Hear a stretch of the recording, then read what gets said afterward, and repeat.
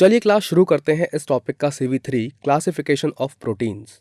तो क्लास अगर हम प्रोटीन्स को क्लासिफाई करें तो उसका आधार हो सकता है एक तो on the basis of their molecular shape, यानी कि उनके शेप के आधार पर, और इस आधार पर प्रोटीन्स होते हैं या तो फाइब्रस या फिर globular.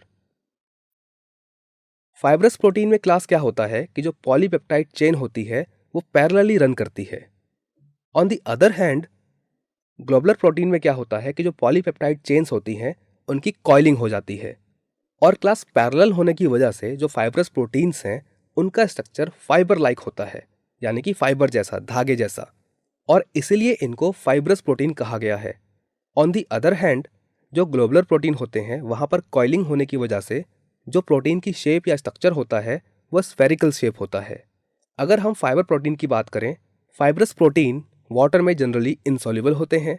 On the other hand globular proteins water में सॉल्युबल होते हैं।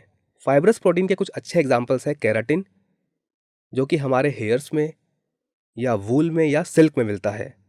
इसके अलावा है मायोसिन, जो कि मसल्स में मिलता है। अगर ग्लोबुलर प्रोटीन के एग्जांपल की बात करें तो इसके अच्छे एग्जांपल्स हैं इंसुलिन और एल्बुमिन। क्लास प्रोटीन्स का क्लासिफिकेशन उनके स्ट्रक्चर और उनकी शेप के आधार पर भी किया जा सकता है।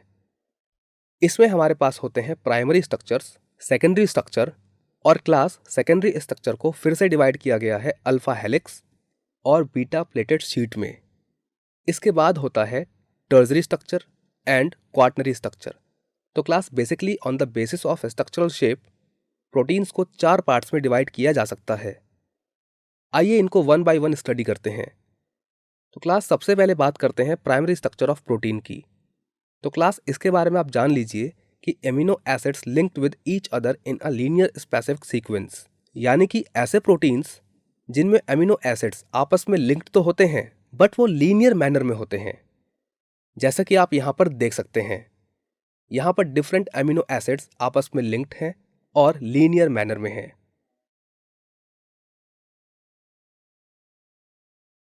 और क्लास जो सीक्वेंस होता है एमिनो एसिड्स का, ये डिफरेंट हो सकता है, और इसी डिफरेंट सीक्वेंस की वजह से डिफरेंट डिफरेंट प्रोटीन्स फॉर्म होते हैं। आइए क्लास अब बात करते हैं सेकेंडरी स्ट्रक्चर ऑफ प्रोटीन की। तो क्लास सेकेंडरी स्ट्रक्चर में सबसे पहले हम बात करेंगे अल्फा हेलिक्स की। अल्फा हेलिक्स जो होता है, इसमें पॉलीपेप्टाइड चेन की जो बैकबोन होती है उसकी रेगुलर फोल्डिंग हो जाती है, जैसा कि आप यहाँ पर देख सकते हैं।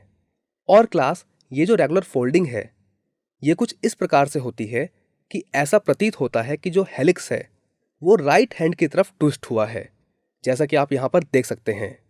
और क्लास अगर हम बात करें कि ऐसा हुआ क्यों, तो इसका मेन कारण होता है कि अमीनो एसिड्स में जो CO ग्रुप और NH ग्रुप होता है उनके बीच होने वाली हाइड्रोजन बॉन्डिंग, और इस हाइड्रोजन बॉन्डिंग को आप यहाँ पर देख सकते हैं। आइए क्लास अब बात करते हैं बीटा प्लीटेड शीट की। तो क्लास बीटा प्लेटेड शीट में सबसे पहले आप ये जान लीजिए कि जो पॉलीपेप्टाइड चेन होती है वो ऐसी प्रतीत होती है कि उसको जैसे स्ट्रेच कर दिया गया हो, और उसके बाद वो चेन्स साइड बाय साइड लेट करती है, यानी कि साइड बाय साइड चलती हैं, और ये एक ऐसा स्ट्रक्चर फॉर्म करती है जैसे कि प्लीटेड शीट, जो कि लगभग ड्रैपरी जैसा होता है, यानी कि जिसको हम चिलमन या पर्दा कह सकते हैं। कुछ इस प्रकार का, जैसे चिलमन या पर्दे में सरवटें साइड बाय साइड होती हैं, इसी प्रकार से बीटा प्लेटेड शीट में भी स्ट्रक्चर साइड बाय साइड होते हैं, या different sheets side by side होती हैं। जैसा कि आप यहाँ पर देख सकते हैं कि ये एक शीट है, ये दूसरी शीट है, जो कि साइड बाय साइड है। और क्लास ये जो शीट है ये आपस में बंधी होती हैं, या आपस में जो इनके बीच में इंट्रैक्शन होता है वो होता है majorly due to intermolecular hydrogen bonding, जैसा कि आप यहाँ पर देख सकते हैं। और यही intermolecular hydrogen bonding beta pleated sheet के स्टेबिलिटी का कारण होता है। आइए क्लास अब बात करते हैं प्रोटीन्स के टर्जरी स्ट्रक्चर की। तो क्लास जो टर्जरी स्ट्रक्चर होता है वो सेकेंडरी स्ट्रक्चर का ही एक कॉम्प्लेक्स फॉर्म होता है, क्योंकि सेकेंडरी स्ट्रक्चर ही जब फर्दर फोल्ड हो जाता है या सेकेंडरी स्ट्रक्चर में फर्दर फोल्डिंग हो जाती है तब टर्जरी स्ट्रक्चर्स फॉर्म होते हैं, जैसा कि आप यहाँ पर देख सकते हैं। और क्लास इस प्रकार की ओवरऑल फोल्डिंग के बाद हमको जो बेसिकली मेजर मॉलिक्यूलर शेप देखने को मिलती है वो होती है फाइब्रस एंड ग्लोबुलर, जिनके बारे में आप ऑलरेडी पढ़ चुके हैं। और अगर इनकी स्टेबिलिटी की बात करें तो क्लास ये जो टर्जरी स्ट्रक्चर ऑफ प्रोटीन होते हैं ये स्टेबल होते हैं, और यहाँ पर जो स्टेबलाइजिंग फोर्सेस हैं यानी कि वो फैक्टर्स जो इनको स्टेबल बनाते हैं, उनमें आता है hydrogen bonds, disulphide linkages, van der Waals force of attraction and electrostatic forces of attraction. आइए अब बात करते हैं क्वाaternary स्ट्रक्चर ऑफ प्रोटीन की। तो क्लास क्वाaternary स्ट्रक्चर ऑफ प्रोटीन में बेसिकली 2 या 2 से ज़्यादा पॉलीपेप्टाइड चेन्स हिस्सा लेती हैं, जिनको हम सब यूनिट्स भी कहते हैं, जैसा कि आप यहाँ पर देख सकते हैं। और क्लास अधिक मात्रा में पॉलीपेप्टाइड चेन्स या सब यूनिट्स के इन्वॉल्वमेंट के कारण quaternary structure of protein complex structures होते हैं। तो क्लास अब हम प्राइमरी, सेकेंडरी, टर्जरी और क्वाaternary इन सभी प्रोटीन्स के स्ट्रक्चर्स को देख चुके हैं। आइए इनका एक सिंपल रिप्रेजेंटेशन देख लेते हैं। तो क्लास प्राइमरी को हम कुछ इस प्रकार से रिप्रेजेंट करते हैं, यानी कि एक लीनियर स्ट्रक्चर के फॉर्म में, जबकि सेकेंडरी स्ट्रक्चर ऑफ प्रोटीन को हम कुछ इस प्रकार से रिप्रेजेंट करते हैं, यानी कि एक हेलिकल फॉर्म में। और क्लास अगर इसी हेलिकल फॉर्म को फर्दर फोल्ड कर दिया जाए तो हमें मिलता है टर्जरी स्ट्रक्चर ऑफ प्रोटीन, जैसा कि आप यहाँ पर देख सकते हैं।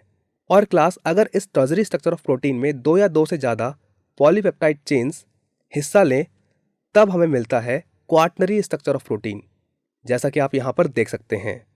आइए क्लास अब बात करते हैं एक बहुत ही important term denaturation of proteins की, जो कि प्रोटीन्स की एक बहुत ही इंपॉर्टेंट प्रॉपर्टी होती है।